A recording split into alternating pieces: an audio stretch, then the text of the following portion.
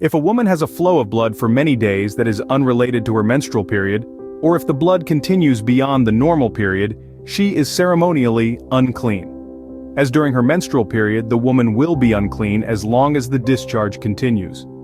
Any bed she lies on and any object she sits on during that time will be unclean, just as during her normal menstrual period. If any of you touch these things, you will be ceremonially unclean.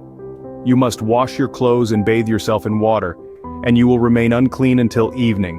When the woman's bleeding stops, she must count off 7 days. Then she will be ceremonially clean.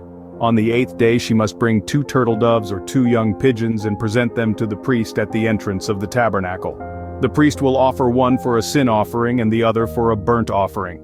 Through this process the priest will purify her before the Lord for the ceremonial impurity caused by her bleeding. This is how you will guard the people of Israel from ceremonial uncleanness.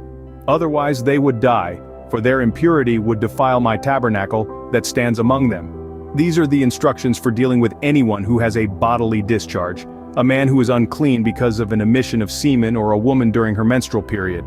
It applies to any man or woman who has a bodily discharge, and to a man who has sexual intercourse with a woman who is ceremonially unclean.